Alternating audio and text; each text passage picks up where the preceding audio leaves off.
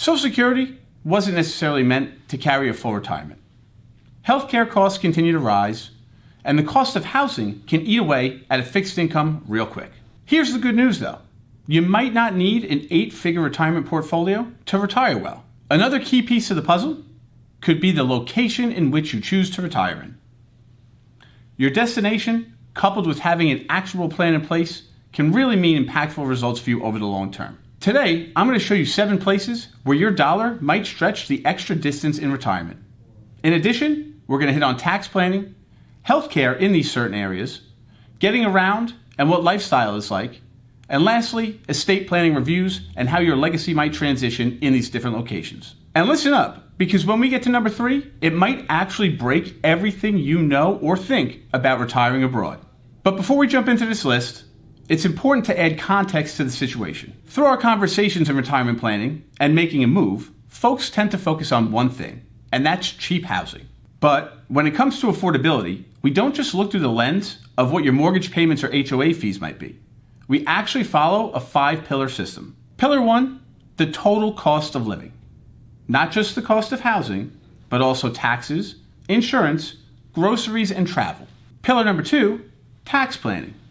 When it comes to retirement withdrawals from your pre-tax retirement accounts, or even tax on Social Security. Some locations have no state tax at all, while others could hit you upwards of 5 to 7% per year, which, over the long haul, could end up amounting to hundreds of thousands of dollars. Pillar number 3, healthcare. While you might find cheap rent or low mortgage payments somewhere in the middle of nowhere, having your cardiologist 90 plus miles away might not be such a great idea. Pillar number 4, legacy planning reviews and infrastructure. If God forbid something were to happen to you or your spouse, would your loved ones be able to navigate probate easily? And pillar number 5, lifestyle needs. Having that social connection. Are there walkable neighborhoods? Are there communities or clubs that you can belong to and find a sense of purpose in? Are there places where you can make friends? And I've balanced this list geographically. So whether you need to stay near family at some place, whether it's the Northeast or the Midwest, you can also chase the sunshine down south. So let's start somewhere where many people wouldn't expect. The mountain views and mountain ranges without the mountain prices. Number 7 is Greenville, South Carolina. The mountain footprint, a revitalized downtown, and a state tax plan that isn't too shabby. From a state tax standpoint, South Carolina taxes Social Security at 0. That, along with other generous deductions geared towards seniors, could end up being a great place for your retirement income. Housing prices are relatively reasonable, with median home prices following trends nationally, in addition to the fact that you could also have various deductions for seniors to make things easier. Out in Greenville, you have reasonable health care at the local level, but you're also within distance of Asheville and Charlotte if cases are more complex. As far as lifestyle is concerned, the Swamp Rabbit Trail could be a great place for active aging, the art scene is vibrant, and winters are rather mild. From a legacy perspective, it's a state with no state estate taxes, probate is rather reasonable, and all common rules as far as transfer on death apply here. And while living in the mountains might be great, if you want value and world-class healthcare, we're heading out to the heartland. Number 6 is Madison, Wisconsin. And yes, it might be cold, but hear me out. Madison trades winter for something that most retirees might undervalue, and that is world-class healthcare. The University of Wisconsin's healthcare ranks nationally in many specialties. For Medicare beneficiaries, this could mean shorter wait times, access to world-class doctors, and all the things that come with a really strong healthcare system without having to travel out to the Mayo or Cleveland Clinic. As far as cost of living is concerned, it tends to be relatively mild, where although housing prices aren't the cheapest out there in the United States, there are trade-offs. Taxes here can be nuanced, where although there are no state taxes on Social Security in Wisconsin, the retirement system in general taxes retirement income at a progressive level. With regards to legacy, there is no state estate tax, there are transfer on death, and the system is rather flexible as far as beneficiary protections are concerned. And lifestyle is where I think Madison, Wisconsin wins quietly. Whether it be lakes, walkable neighborhoods, or continuing education at the local university, all of these things are possible components to a happy retirement. And if you decide to snowbird for a couple of months out of the year and get out of the cold of Madison, it could make for a rather wonderful home base. Now here's where we're going to get off the mat. Literally.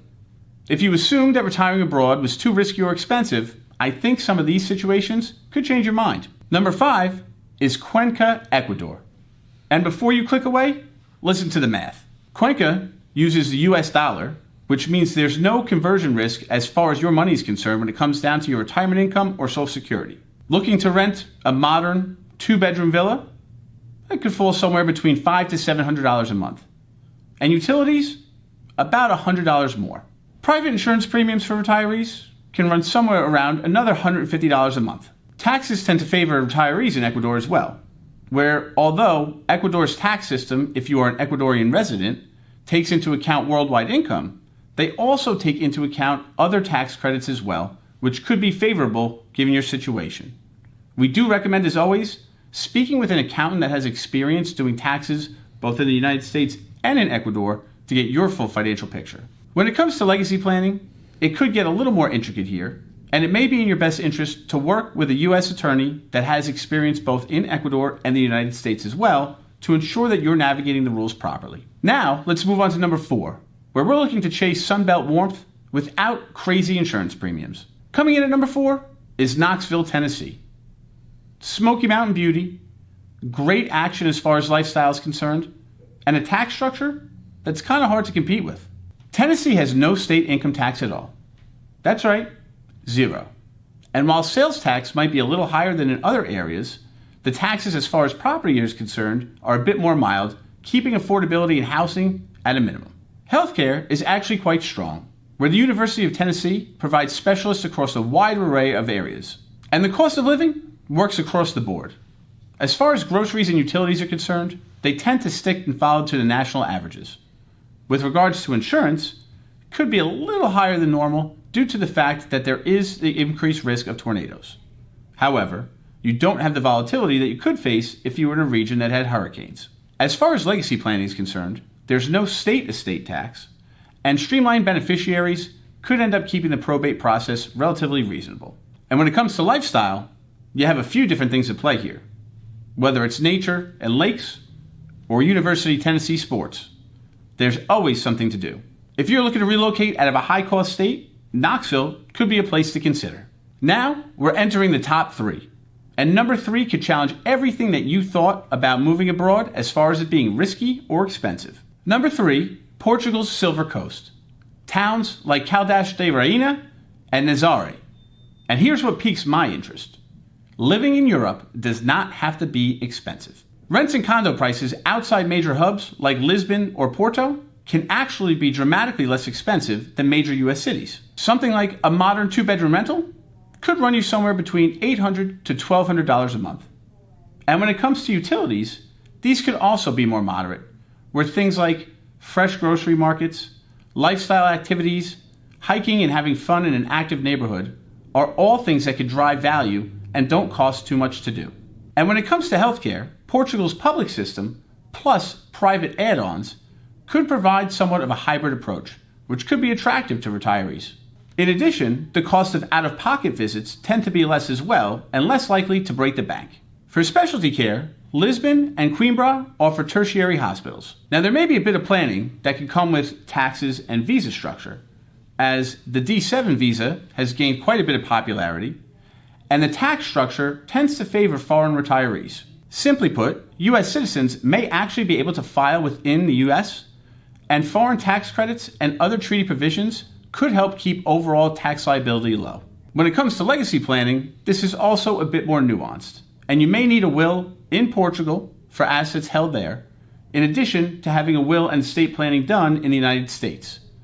As I mentioned earlier, we would recommend speaking with an attorney that has interest in both. When you're thinking about lifestyle, many say the safe streets, the coastal trails, reliable trains, and a culture that relies on leisure over spending could be attractive to you. Now, number 2 is for anyone that has watched a family member navigate a health crisis and said to themselves, I never want to have to deal with this again. Coming in at number 2 is Rochester, Minnesota, home of the Mayo Clinic, which is one of the strongest healthcare ecosystems in the world. If healthcare planning is a top priority for you, this might be your pick. Complex conditions are coordinated expeditiously, second opinions aren't too far behind, And the Medicare system respects the Mayo Clinic footprint. And the cost of living tends to be sensible, falling much lower than coastal hubs. Taxes can be relatively predictable, and insurance premiums tend to remain on the lower end as there's minimal disaster risk. Transit and skyways make getting around in the winter a bit easier, and a lot of the newer condos are actually built for aging in place. Now, taxes are a trade-off to be aware of, as the state of Minnesota does tax most other retirement income aside from Social Security, which it exempts. And when it comes to your legacy, there are no state estate taxes under $3 million in assets, there are transfer on death deeds, and there are protections in place for surviving spouses. And now, we're down to number one, where in my eyes, everything aligns. From healthcare to lifestyle, affordability, and taxes, I think this location might have it all. Coming in at number one is Sarasota, Florida, where all of the pillars seem to click in place. Florida's no state tax policy means that those IRA withdrawals, Social Security, and pension income stay in your pocket. Property taxes tend to be manageable, with homestead exclusions and portability. But when it comes to insurance, be on the lookout. Although you could come in lower than places like the Keys or Miami, they still could be relatively elevated. A couple of caveats to consider when looking for a home in Sarasota include looking for new construction, searching out a home with fortified windows, and trying to remain outside of a flood location. And when it comes to healthcare, Sarasota Medical is consistently top ranked, with positives like specialist depth, growing outpatient network, or the fact that you're not too far from Tampa's medical system or the Moffitt Cancer Center. And although cost of living can vary by neighborhood, if you're living somewhere with HOA fees, this could replace some of the unpredictability that could come with home repairs due to natural disasters. And when it comes to legacy planning, there's no state estate tax, and there are also something called ladybird deeds that allow the transfer outside of probate of real assets. Now let's bring this together with actionable steps, because knowing the top 7 places to live are meaningless if you don't know how to approach it or do nothing.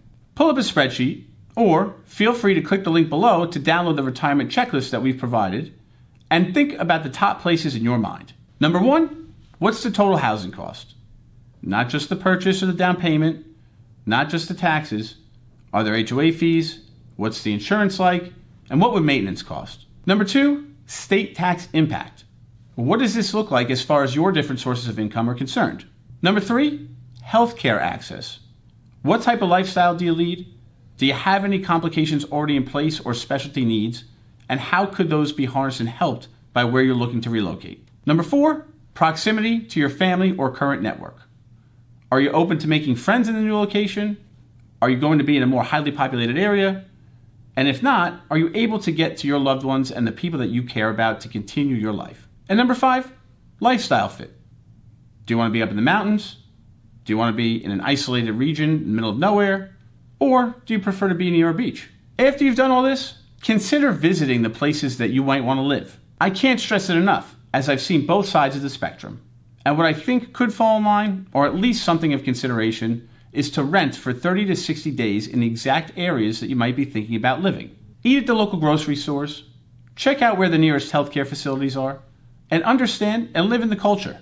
And last but not least, building your financial transition plan. Once you've picked your location, it's time to optimize your money. Here is where you may consider working through tax planning, legacy planning, and retirement planning, and bringing together your team of professionals to see if the move is right for you. Because here's the truth. Retirement isn't just one decision. It's a series of small decisions that compound together over time. And if you want more of an outline of some of the moving parts in retirement, check out our next video here.